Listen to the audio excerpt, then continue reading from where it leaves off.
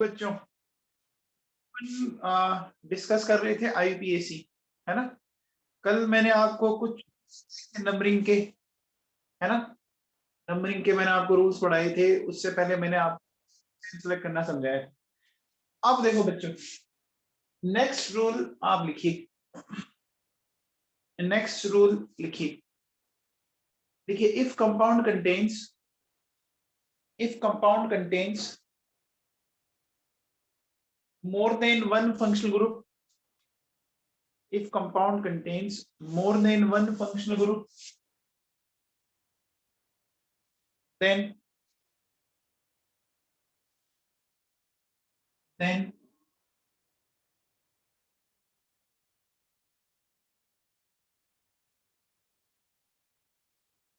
senior most functional group is considered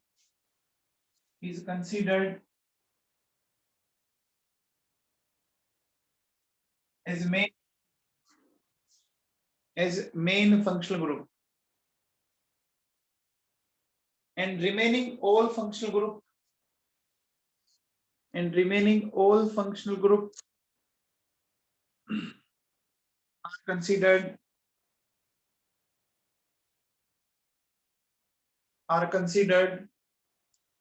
as a substituent,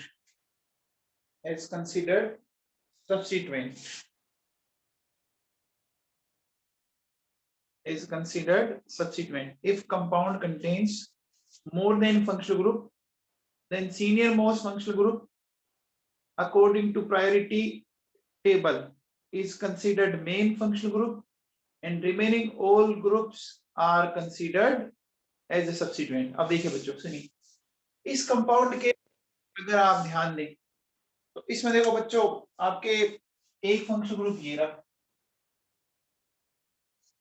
रहा, एक functional group ये रहा। फंक्शनल ग्रुप इतने सारे हैं ना, लेकिन आपको पता होगा बच्चों, देखो ये होगा मेन फंक्शनल ग्रुप, ठीक है ना, और ये जो दोनों होंगे वो क्या हो गए बच्चों, हो गए सब्स्टिट्यूएंट, ठीक है ना।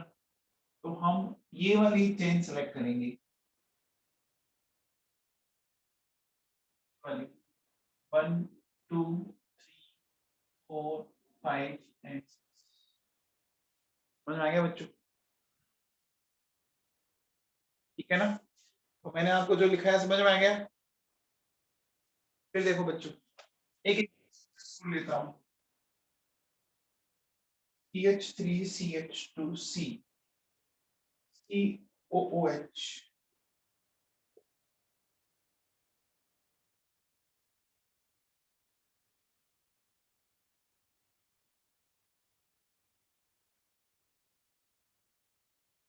ये मेरे पास, ठीक है ना बच्चों।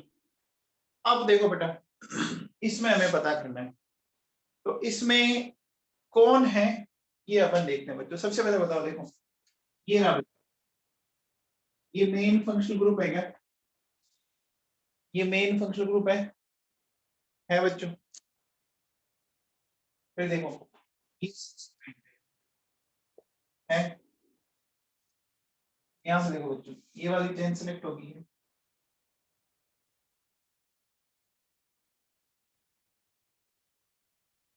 बोलो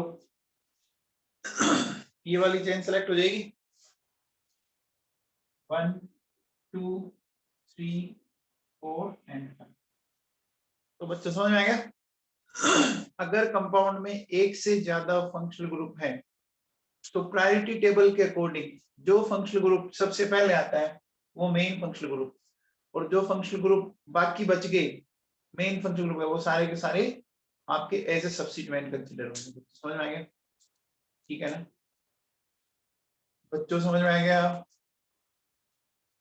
तो चलो अब आप हेडिंग डालो,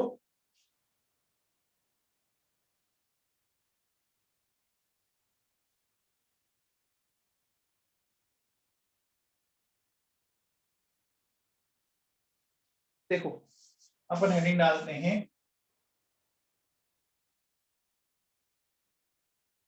फॉर्मेट ऑफ IPAC नेम, ठीक है ना। यानी डाल दीजिए बच्चों format of IPAC name. IPAC name का क्या फॉर्मेट है वो अपने को करना है बच्चों डिस्कस, ठीक है ना। IPAC नेम का फॉर्मेट क्या है वो अपने को डिस्कस करना है, ठीक है। तो देखो बच्चों IPAC नेम के अंदर क्या क्या पार्ट होते हैं वो मैं आपको समझाता हूँ बच्चों। देखिए इसमें सब जो लोकेंट, लोकेंट के बाद प्रीफिक्स, ठीक है। प्रीफिक्स के बाद रूट वर्ड, रूट वर्ड के बाद प्राइमरी सफिक्स एंड देन आता है सेकेंडरी सफिक्स, ठीक है ना। तो ये देखिए बच्चों आप एक IPAC नेम में इतने सारे पार्ट होते हैं क्या क्या, locant, prefix, root, primary suffix, secondary suffix. अब ये क्या क्या होते हैं इनको अपन वन बाय वन डिस्कस करते हैं बच्चों, ठीक है ना। ये क्या क्या होते हैं इनको अपन डिस्कस करते हैं बच्चों, ठीक है ना। तो सबसे पहले आप हेडिंग डाल लो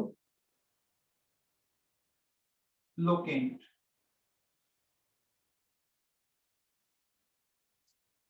देखो बच्चों लोकेंट वर्ड है ना वो लोकेशन से बना हुआ है, लोकेशन का मतलब समझ गए, जगह से, है ना।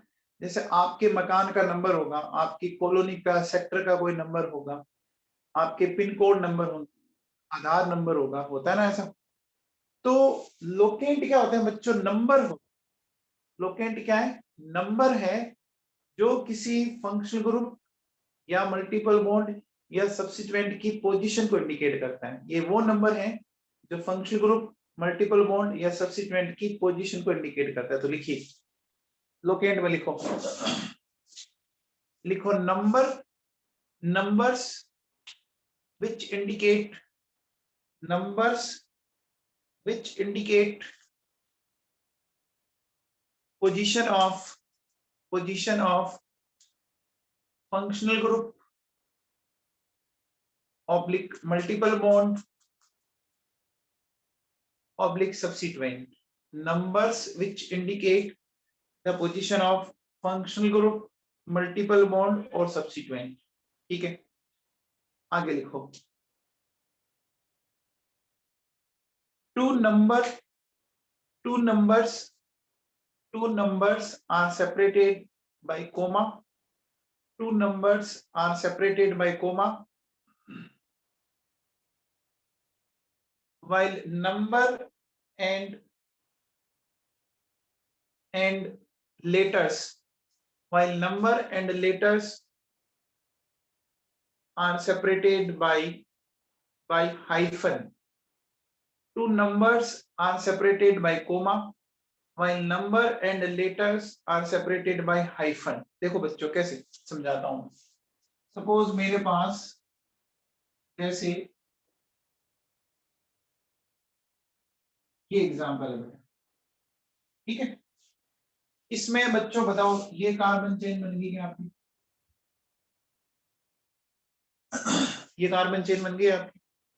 इस कार्बन चेन में देखो बच्चों क्या करेंगे, सुनो, ये 1, ये 2 और ये 3, तीन कार्बन की चेन बन गई।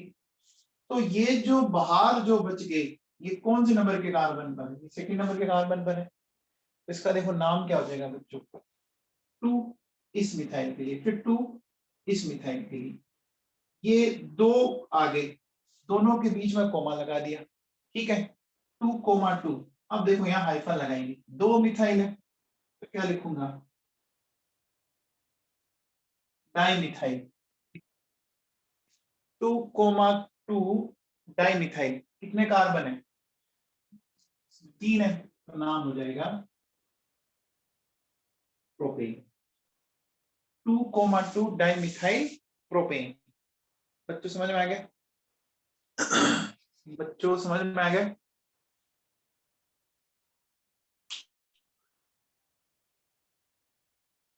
चलो जैसे सपोज मेरे पास ये देखो बेटा, चलो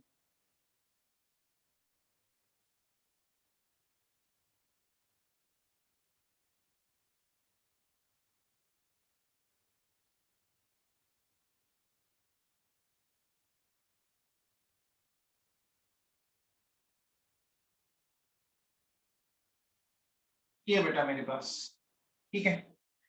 अब इसमें बताओ बच्चों, इसमें नंबरिंग किस साइड से करेंगे?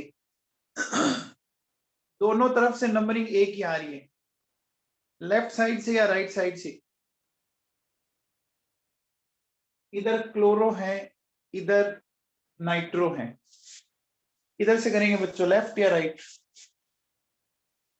देखो बेटा, एक बहुत ही सिंपल सी बात है, ये क्लोरो है, ये नाइट्रो है, तो अल्फाबेटिकली क्लोरो पहले आता है ना, इधर से नंबरिंग करो फिर आप, 1 2 3 4 एंड 5, इधर से करना चाहिए, है ना? तो अब देखो बच्चों क्या करेंगे, क्या हो जाएगा, 3 ब्रोमो 2 क्लोरो, ठीक है, और नाइट्रो, और टोटल कार्बन कितने हैं, 5, क्या नाम हो जाएगा, पेंटेन हो जाएगा बच्चों, 3 ब्रोमो 2 क्लोरो 4 नाइट्रो पेंटेन, समझ आ गया? तो ये जो नंबर है 3 2 4, 3 बता रहा है ब्रोमीन की पोजीशन, 2 बता रहा है क्लोरीन की पोजीशन, 4 बता रहा है नाइट्रो की पोजीशन, टोटल कार्बन 5 है। हम इस तरह से बता सकते हैं, बता सकते हैं बेटा। अल्फाबेटिकली लिखना पड़ेगा, अल्फाबेटिकली लिखना पड़ेगा। पेंटेन का पी लिख दिया, कोई जरूरी नहीं है, ये तो आप इसकी क्यों टेंशन ले रहे हो, ये लो। जब हमारे पास एक से ज्यादा सब्स्टिट्यूएंट होता है, हम उनको अल्फाबेटिकल ऑर्डर में लिखते हैं। हाँ भैया, तो लोकेंट हो गया डिस्कस। लोकेंट के बाद अब आ जाओ बच्चों, लोकेंट के बाद अब अपन डिस्कस करते हैं प्रीफिक्स। लोकेंट के बाद अपन डिस्कस करते हैं प्रीफिक्स। तो प्रीफिक्स लिखो बच्चों, प्रीफिक्स किसके काम आएंगे? ये काम आता है बच्चों, prefix is used for all substituents, है ना? प्रीफिक्स जो है वो सारे सब्स्टिट्यूएंट के काम आता है बच्चों। प्रीफिक्स जो है वो सारे के सारे सब्स्टिट्यूएंट के काम आता है। अब जैसे देखो बच्चों, मैं सब्स्टिट्यूएंट की बात करूं और उनका प्रीफिक्स क्या होगा, बताओ बच्चों। CH3 CH2 CH3, CH3 का क्या होता है बच्चों, बताओ? मिथाइल, ये इथाइल होता है। अच्छा बच्चों बताओ, C6H5, C6H5 बताओ बच्चों क्या होता है, पेनिल। अच्छा बच्चों बताओ, OCH3, OCH3 के लिए क्या काम आता है, OCH3 क्या होगा? ये देखो बच्चों, इसको बोलते हैं एल्कोक्सी, तो ये हो गया मिथोक्सी, ठीक है ना? अच्छा बताओ, अगर मेरे पास ये है, इसको क्या बोलेंगे? इसको बोलेंगे इथोक्सी, ठीक है ना? इसको बोलेंगे इथोक्सी,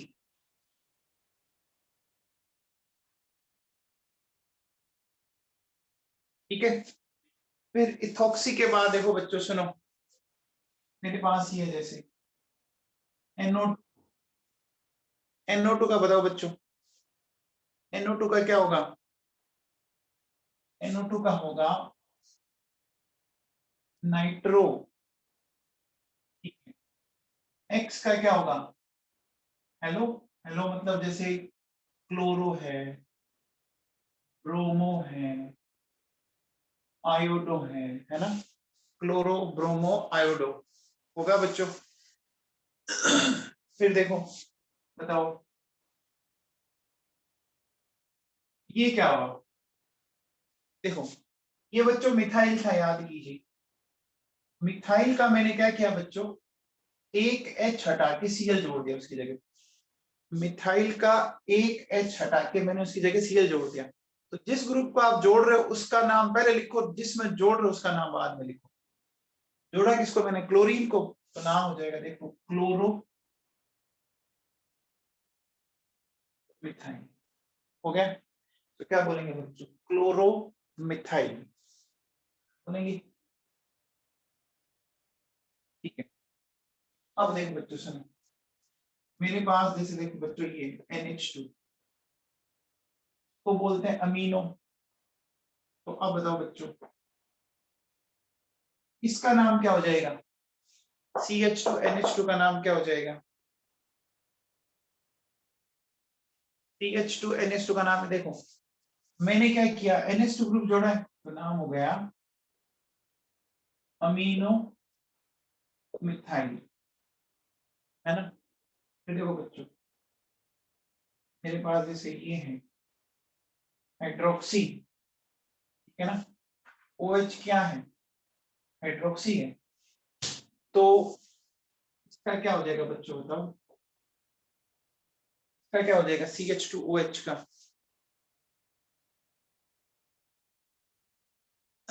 इसका हो जाएगा हाइड्रोक्सी मिथाइल हो जाएगा। अब बताओ बच्चों ये क्या हो जाएगा, आपको पता है 3 मेंबर की रिंग है। आपको पता होगा जब भी स्ट्रक्चर साइक्लिक होती है तो साइक्लो वर्ड तो लगना ही लगना है ना। ये देखो इसको आप क्या बोलते, इसको आप बोलते साइक्लोप्रोपेन, बोलते क्या, इसको आप साइक्लोप्रोपेन बोलते। अब देखो जब फ्री वैलेंसी है तो हम क्या लगाते हैं, वाईएल लगाते हैं ना। फ्री वैलेंसी के लिए हम क्या लगाते हैं, वाईएल लगाते हैं। तो नाम क्या हो जाएगा, साइक्लोप्रोपाइल। क्या नाम हो गया इसका, साइक्लोप्रोपाइल।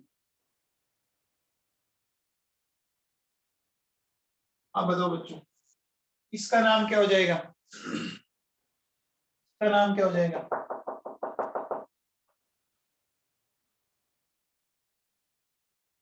साइक्लोपेंटाइल।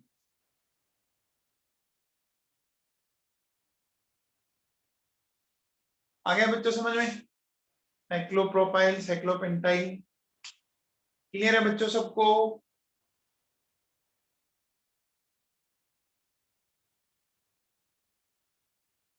ठीक है, ठीक है बच्चों।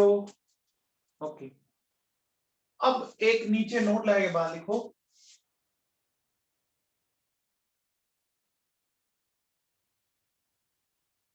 देखिए लिखो बच्चों, in case of cyclic compound, in case of cyclic compound, in case of cyclic compound additional prefix cyclo is used, additional prefix cyclo is used before root word, before root word. In case of cyclic compound additional prefix cyclo is used before root word। देखो बच्चों कैसे सुनो, मेरे पास बच्चों जैसे ये है, ठीक है ना,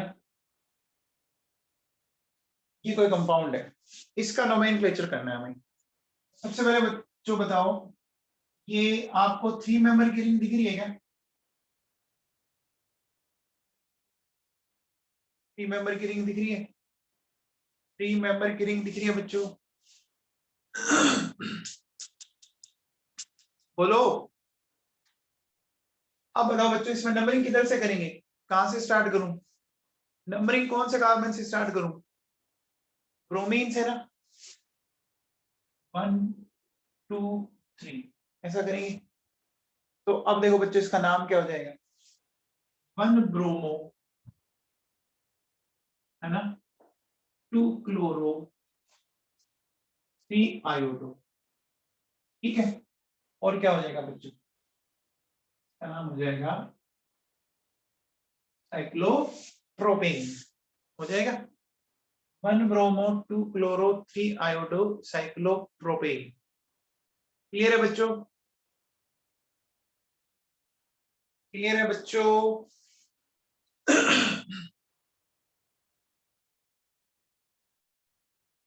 चलो नेक्स्ट लिखो आप,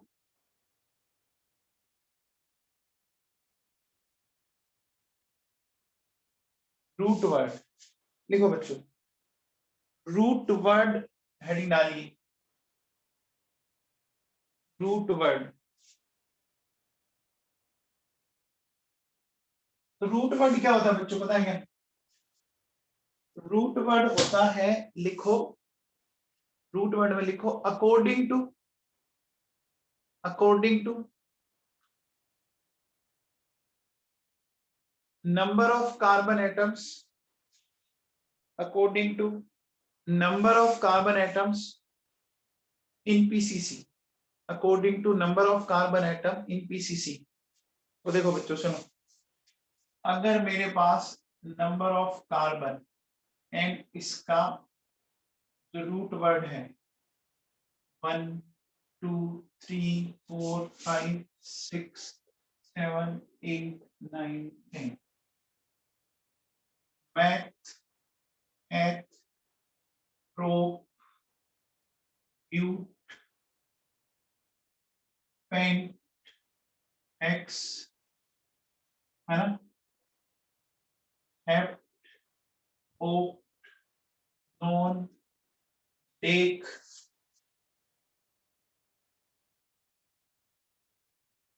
अनडेक, डोडेक, फ्राइडे। काम आते नहीं है बेटा इतने भी आपके, है ना, बहुत मुश्किल है कि ये काम आए, ज्यादा काम आते नहीं, मुश्किल से आप ये समझ लो कि 10 तक आ जाए, रेयरली कभी कोई 11-12 होंगे, ठीक है ना, रेयरली कभी 11-12 होंगे यहाँ पे।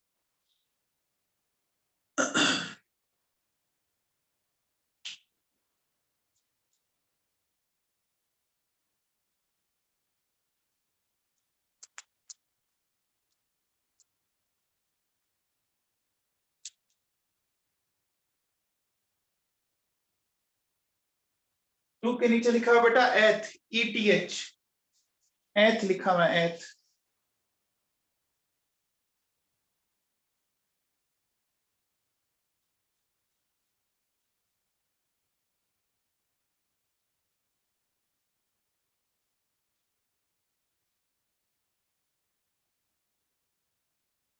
हाँ भैया, नोट कर लिया सबने? Meth, eth, pro, but, pent, hex, hept, oct, non, dec, undec, dodec, ट्राइडेक।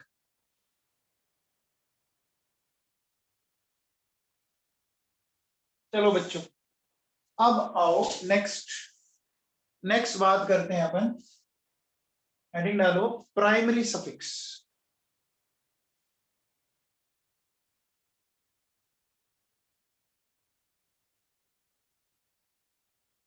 Primary suffix, ठीक है ना, तो प्राइमरी सफिक्स में लिखिए, प्राइमरी सफिक्स में लिखिए on the basis of, on the basis of saturated और unsaturated nature of compound, on the basis of saturated और अनसैचुरेटेड नेचर ऑफ कंपाउंड।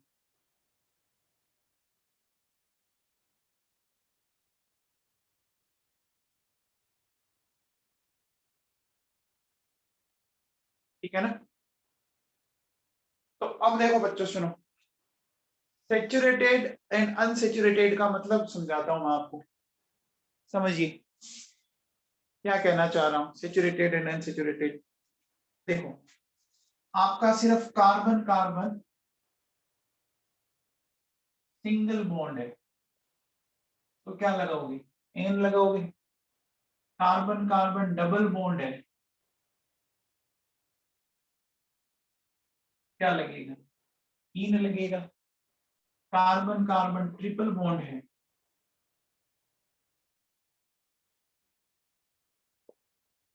क्या लगेगा, आइन लगेगा। ठीक है, फिर मान लो आपके पास दो कार्बन कार्बन डबल बॉन्ड आ गए, देखो बच्चों क्या हो जाएगा, डाई इन। लेकिन इसमें एक चीज ध्यान रखनी है, जैसे एक से ज्यादा डबल बॉन्ड आ गए तो डाई इन के आगे ए और लगेगा, तो ये हो जाएगा ए डाई इन, है ना। फिर देखो जैसे सपोज आपके पास दो ट्रिपल बॉन्ड आ गए, दो ट्रिपल बॉन्ड आएंगे तो डाई आइन, ये हो जाएगा ए डाई आइन। ठीक है बच्चों, ए डाई इन, ए डाई आइन, क्या बोलेंगे, ए डाई इन, ए डाई आइन। अब देखो मान लो एक तो कार्बन कार्बन डबल बॉन्ड है और एक कार्बन कार्बन ट्रिपल बॉन्ड है। इस कंडीशन में क्या करेंगे, डबल बॉन्ड के लिए आता इन एंड ट्रिपल बॉन्ड के लिए आता आइन, इन दोनों को मिला के क्या बोलेंगे, इन दोनों को मिलाएंगे बोलेंगे इनाइन। अब एक बात सुनो, देखो ये दो सफिक्स है, एक डबल बॉन्ड के कारण एक ट्रिपल बॉन्ड के कारण, ठीक है ना। तो अगर किसी भी सफिक्स की स्टार्टिंग में आपके word A E I O U या वाई आ जाए, ठीक है ना, किसी भी सफिक्स के स्टार्टिंग में अगर ए ई आई ओ यू आ जाए या वाई आ जाए, तो उससे पहले वाले सफिक्स का जो ई है ना उसको हमें हटा देना होता है। आगे आपने दो सफिक्स यूज लिए, ठीक है, दो सफिक्स यूज लिए, है ना।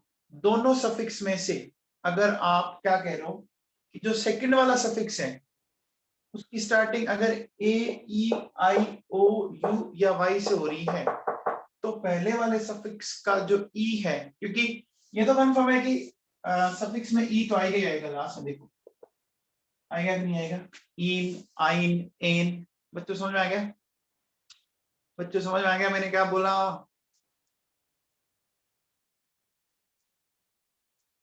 अरे बच्चों समझ में आया क्या, हाँ भैया लिखो, लिखो, if there are two suffix, if there are two suffix, if there are two suffix and second suffix and second suffix starts with a e i o u और वाई, ये वोवल्स होते हैं, आप पढ़ते हो बच्चों इंग्लिश में ना, इंग्लिश में आपने पढ़ा होगा वोवल्स होते हैं ए E I O you and Y. Then ठीक है ना, ये वोवल है, एक्स्ट्रा में वाई और है, ध्यान रखना, ठीक है ना। देन e of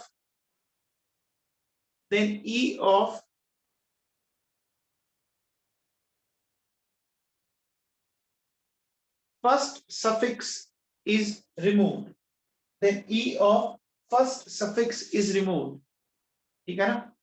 तब आपको ई को क्या करना है बच्चों, हटा देना है, आपको ई को हटा देना है।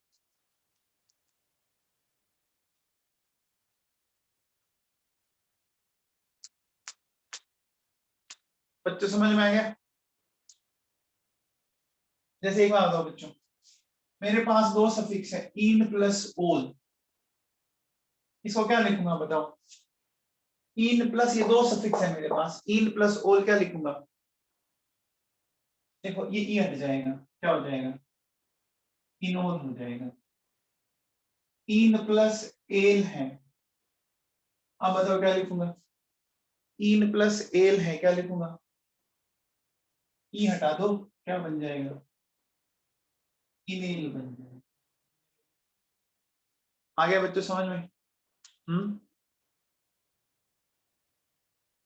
आ गया? चलिए नेक्स्ट डिस्कस करते हैं बच्चों।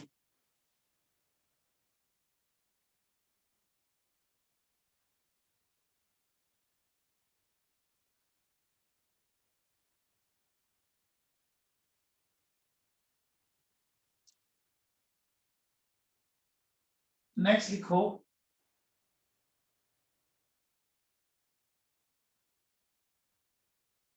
Secondary suffix. सेकेंडरी सफिक्स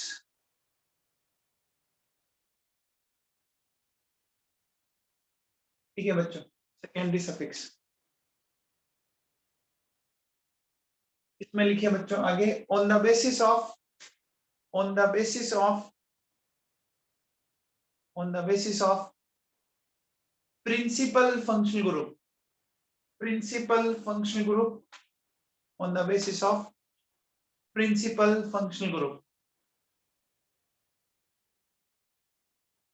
ठीक है। आगे ब्रैकेट में लिख दो, it is decided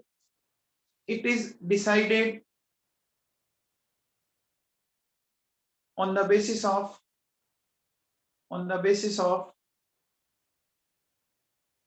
priority table. It is decided on the basis of priority table.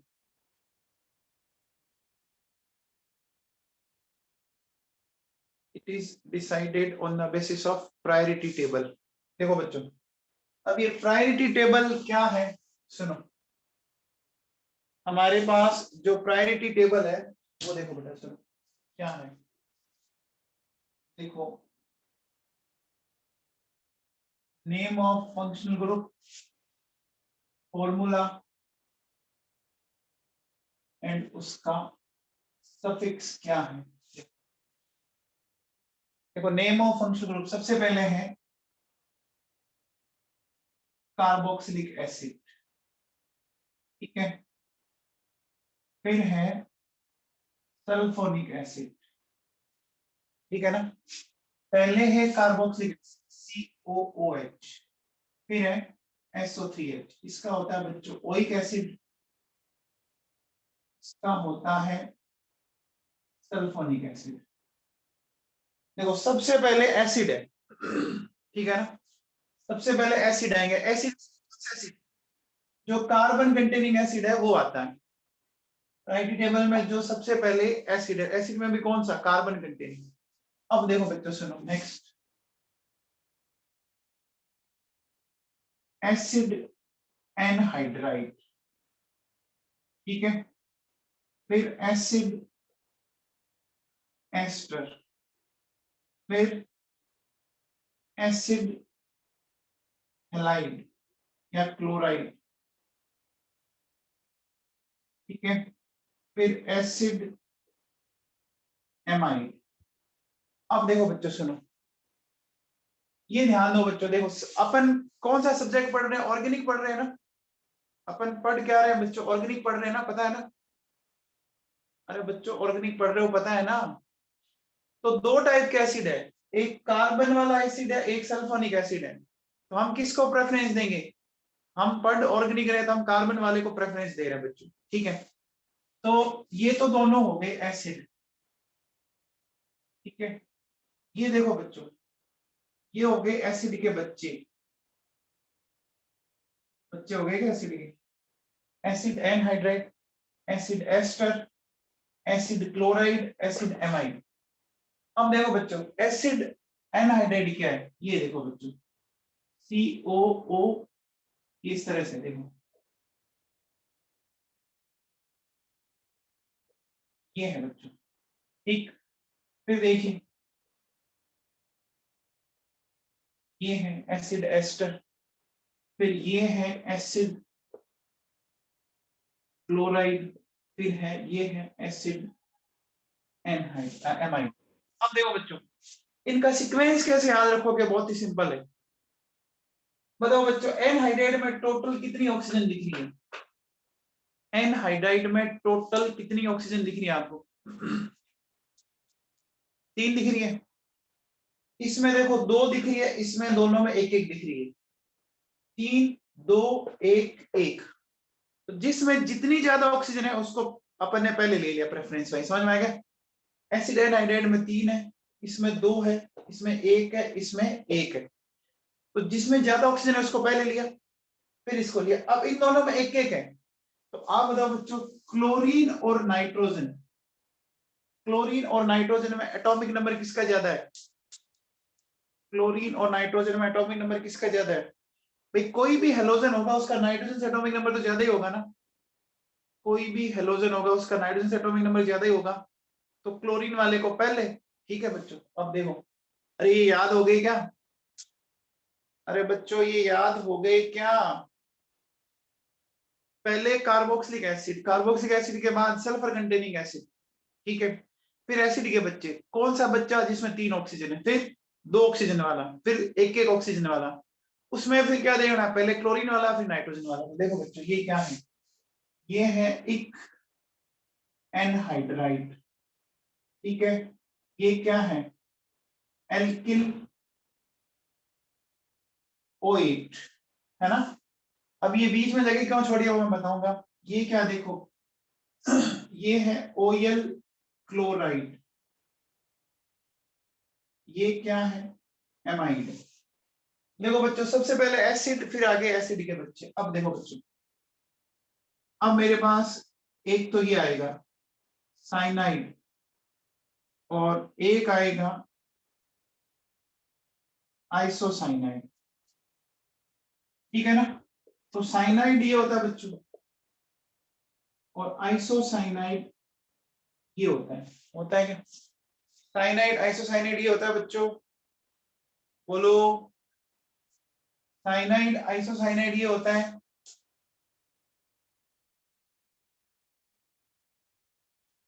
अरे बच्चों समझ में आ गया क्या? साइनाइड आइसोसाइनाइड ये होता है क्या?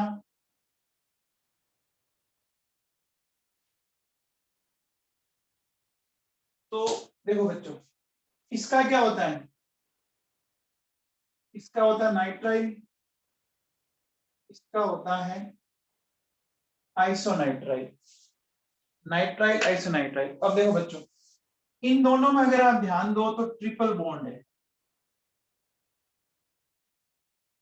इन दोनों में आप ध्यान दो तो ट्रिपल बॉन्ड है क्या? पहले एसिड, उसमें भी कार्बोक्सिलिक एसिड, फिर सल्फोनिक एसिड, फिर एसिड के बच्चे।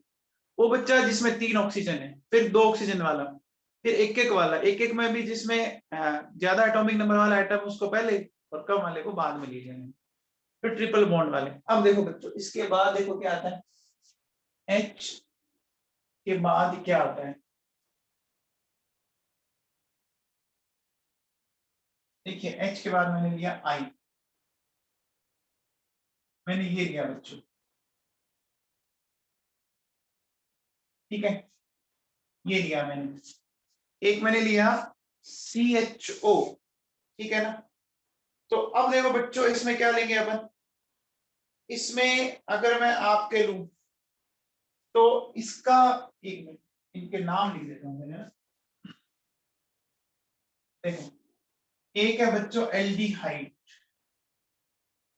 एक है कीटोन। एल्डिहाइड तो ये हो गया CHO, और कीटोन ये हो गया बच्चों CO, एल्डिहाइड एंड कीटोन, ठीक है ना। तो एल्डिहाइड और कीटोन में प्रेफरेंस देखो, ये डबल बॉन्ड वाले हैं, ध्यान दो आप। इनमें क्या है, डबल बॉन्ड है, इनमें बच्चों क्या है, डबल बॉन्ड है। देखो, इससे पहले ट्रिपल बॉन्ड है, अब डबल बॉन्ड वाला है। इसका क्या है, इसका बड़ा सिंपल है, यहां से याद रखो। देखो एल्डिहाइड का सिर्फ एल काम आएगा, कीटोन का ओन काम आएगा, ONE, ओन। बच्चों समझ में आया, बच्चों समझ में आ गया क्या? फिर देखो बच्चों, फिर है आपका एल्कोहल, को बोलते हैं OH, तो इसका ओल आ जाएगा। फिर थायो एल्कोहल, SH, इसको क्या बोल देंगे, तो बोल देंगे थायोल, एंड देन फिर क्या आ जाएगा आपका एमीन, NH2, फिर क्या आ गया बच्चों, एमीन आ गया आपका। तो ये यहाँ तक आपके फंक्शनल ग्रुप जो काम के वो मैंने सारे लिख दिए। बोलो बच्चों समझ में आ गया, बच्चों समझ में आ गया। देखो बच्चों, जब भी आपकी ऑक्सीजन सल्फर से रिप्लेस हो जाती है ना, तो हमेशा वर्ड थायो काम आएगा। जब भी ऑक्सीजन सल्फर से रिप्लेस हो जाती है, हमेशा वर्ड थायो काम आता है, ठीक है ना। तो सबने नोट कर लिया, सबने नोट कर लिया बच्चों। तो कल अपन इन पे करेंगे बेटा एग्जाम्पल, ठीक है ना। ये लिस्ट कर लेना, लिस्ट याद करने के बाद अपन कल करेंगे इन पे एग्जाम, ठीक है।